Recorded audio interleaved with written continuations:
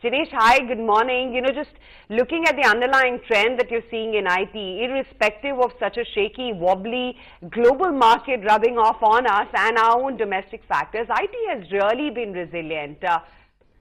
Okay, we seem to have snapped that connection with Jinesh. We'll just get back to him. But yeah, IT really, that's been the resilient one today. TCS as well, not again big bang move, but TCS is also holding up roughly about 0.5% or so. Though on the losing side, there's HDIL which is down, there's NBCC which is down, there's Chennai Petro, Torrent Pharma.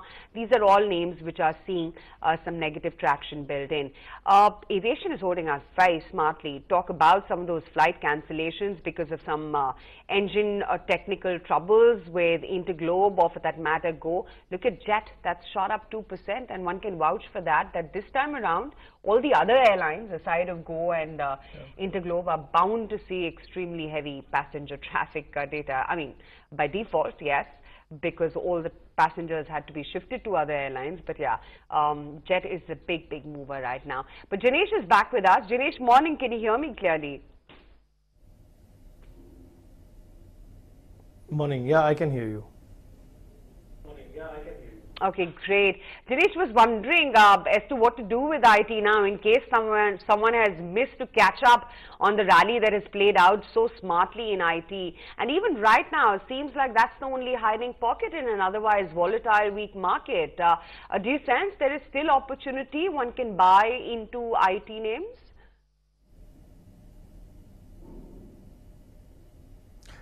Yeah, I think from a fundamental point of view, as I would have alluded earlier in your channel, that incrementally you are seeing some signs of improvement in the business model, and the commentaries coming out from the large IT companies have been positive, then being very negative or maybe very subtle. So I would suggest that it is worth taking a bet, maybe go to from underweight to neutral, and then wait how the things pan out. Obviously, it's not a big change in the growth numbers which you would see in next 1 year. So maybe the 7 to 9% dollar revenue growth might go to, let's say, around 8 to 10% growth. But any which ways, incrementally, if things are positive, as US economy bounces back and the BFSI sector, which is large portion of their business model, once they bounce back, then I think you will see a good move in the earnings number. Having said that, you cannot rule out some hiccups here and there if there is again some news around increasing the employee cost in US. So I think we have to be careful, but incrementally I would say technology looks an interesting sector, at least to be neutral in the indexes. So Jinesh, do you think we are done with the correction for the year? Do you think we have a reasonable probability that we've made the lows for 2018?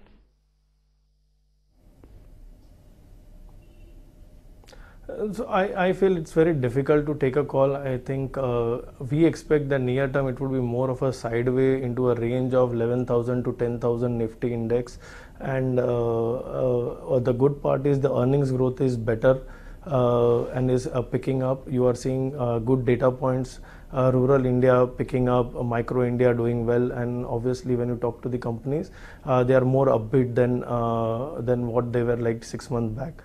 Having said that, more from the valuation point of view, I would say 60-70% is priced in last 12-month rally what we saw in the mid cap and the small cap side more. And now we have to really wait for Q4 numbers, how it really pans out, and the September quarter, which will be base of GST kicking in. So real demand, real growth you will really see only in September quarter once the base of GST also sets in. So all in all, from a market perspective, I think there are too many noises around, be it some concern around fiscal deficit because the GST numbers have been lower than the expectation. The introduction of e-way bill is very important. Once that comes, how the GST revenues kick in, if it is as per the government estimates, then I think we are in better position. Then the fiscal deficit issues will subside. Don't forget, US 10-year GSEC is hovering around 2.89, and if that crosses 3% and remains elevated as economy continues to do well and the inflation catches up, then there could be reversal of flows as cost of funding goes up. So all in all, I think we feel next 2 to 3 months you will see sideways movement in the market, unless and until there is some big event which can break the levels and go up or down. Also, you are moving into an election season where you will have more volatility due to many state elections coming before the general election. So that will decide the fate of how the national elections will be played out. So I think 2018 calendar is more of a volatile period unless there is something big negative or big positive comes in by. Jinesh, is there any nervousness in the market, or at least has the chatter with regards to uncertainty around the 2019 elections gone up a little louder, given how yesterday's state elections in both the states of Uttar Pradesh as well as Bihar have panned out? So as I said, you will see more decibel levels which are higher now, and people would be concerned, companies would be concerned who are redrawing their capex plan. So I think we'll have to really see how things move. It's very difficult to take a call.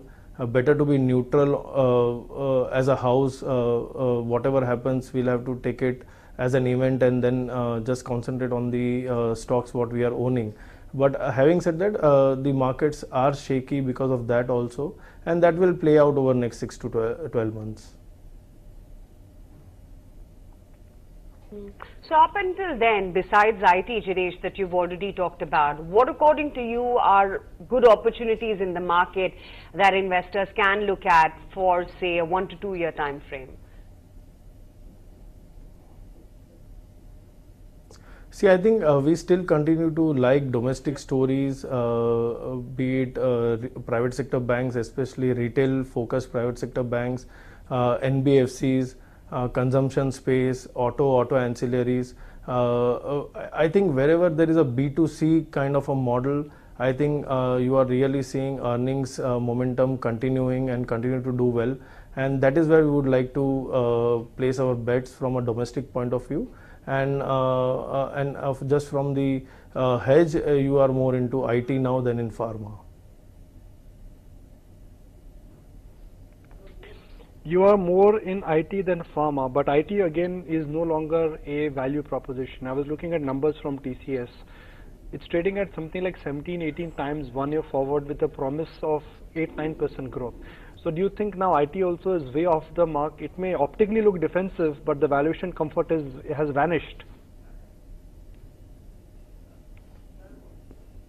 Yeah, so you are right, because it was an underweight sector in many of the houses, and you saw buying going into there with domestic bit slowing down and the momentum being broken on the mid and the small side, especially on the domestic side of the sectors. So obviously it is not, I would say, very cheap. But having said that, if incremental growth picks up and if there is a clarity that in FY20 they can surpass those 10% growth rates and again go back to those 12 to 13% dollar revenue growth rate, I think there is still scope for participation.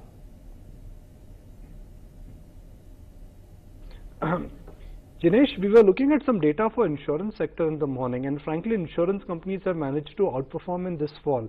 In fact, a stock like HDFC Life is up 20% this year. Have you added insurance companies in your portfolio? Which way are you leaning, general or life? What is your take there? So frankly, we have not added significantly, but we continue to own 2 insurance companies, and they continue to do well in the as far as the fundamental goes. So what do you like, life or non-life?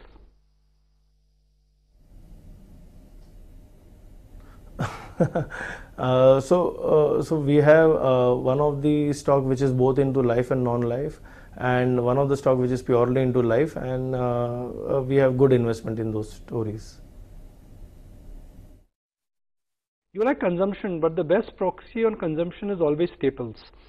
And staple stocks are trading at outlandish P multiples. So what do you think is in store for the Titans and the HULs and the Nestle's of the world? I mean, Titan is not a staple, but what do you think is in store for some of these so-called consumer names which are trading at P multiples of 50 plus?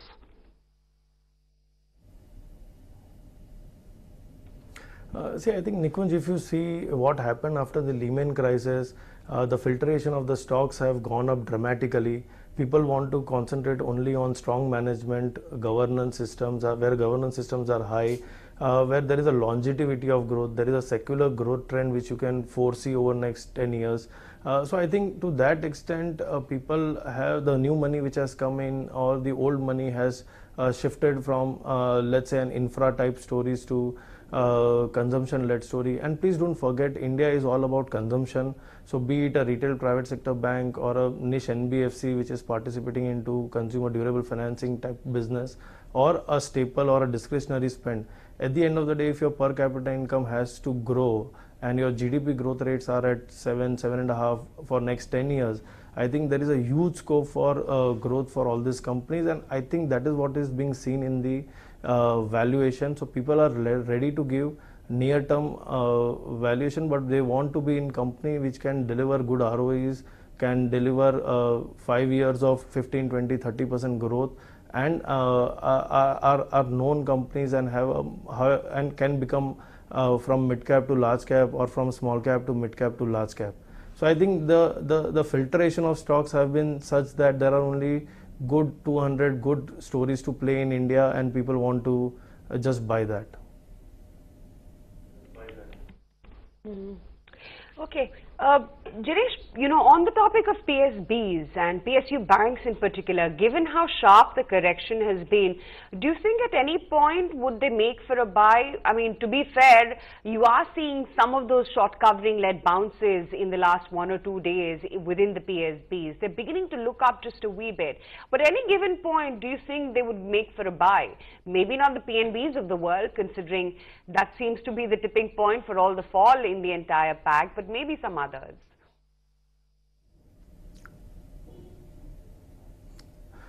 See, as a house, we have followed certain philosophy and parameters, and something like a strong management pedigree, reasonable governance system, growth of the business, the pricing power of the business model, and ultimately the return metrics. At least for us, this space doesn't fit it into that, and doesn't come in the top 20 list of companies which you want to own. So unless and until there is a change in the structure of the banks, the governance system changes, I think it would still not come into our parameters, and we would like to wait and watch before plunging into those stories. We are more happy with, as I said, private sector banks, where you have secular growth stories. Companies have been able to navigate bad phases pretty well, and are able to raise capital at a higher multiple, which is good for the existing minority shareholder. Consumption, Jinesh, continues to be a favorite theme. Even this morning, there are a couple of notes coming in on pure play FMCG companies. But the thought is that stick to some of the discretionary names as opposed to staples. Within FMCG, would you classify and have a bias within that segment, or would you say as a basket FMCG is bound to do well? No, I think as a basket they will continue to do well. Obviously, the growth rates in discretionary, once, as I said, the per capita income grows, the discretionary spends kicks in, and that is where you will see discretionary led companies continue to grow at a higher pace as compared to a normal staple company, which can grow at, let's say, 9, 10, 12% volume growth, and let's say maximum they can grow at 15%. But If you want a company which can grow at 20-25%, I think then discretionary is a place. I think we need to see from a bottom-up point of view which company offers value in terms of the business model, in terms of growth, and we are agnostic to that, whether staple offers us good opportunity or whether the discretionary offers good opportunity. Okay. Okay, Jinesh, appreciate your time and glad you could join us.